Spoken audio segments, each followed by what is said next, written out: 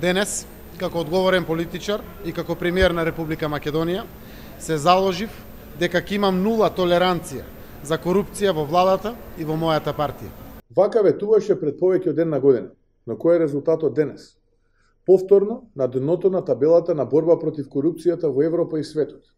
Македонија е во друштво на хибридни режими и слаби системи. На држави со изразени проблеми на непостоење на правна држава и отсуство на владење на правото. Македонија на скалата на корумпирани држави на листата на Transparency International е на далечното 93-то место. Државата е зад сите земји членки на Европската унија. На дното сме во Европа.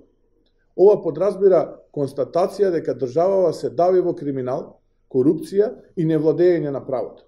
Нема резултати. Веднаш до нас друштво според индексот на корупција ни прават земји како Гамбија, Косово, Монголија и Панама. Дури и помалку развиени, далеку помалку развиени земји од Македонија се помалку корумпирани. А тоа го покажува и фактот што пред Македонија се Свазиленд на 89-то место, Бенин на 85-то место, Лесото на истото место, Буркина Фасо 78-то место, Намибија 52-та, Руанда на 48-то место.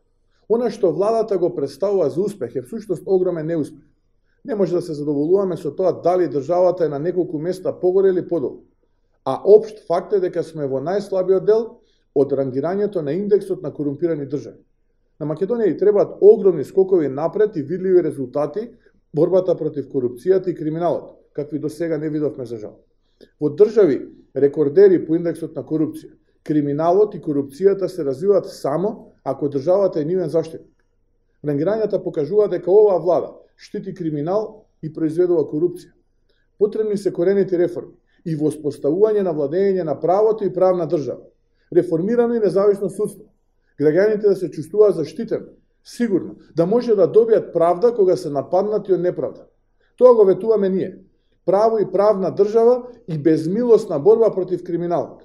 Затоа се потребни промени и пред се избори на кои оваа корумпирана и криминална влада ќе падне.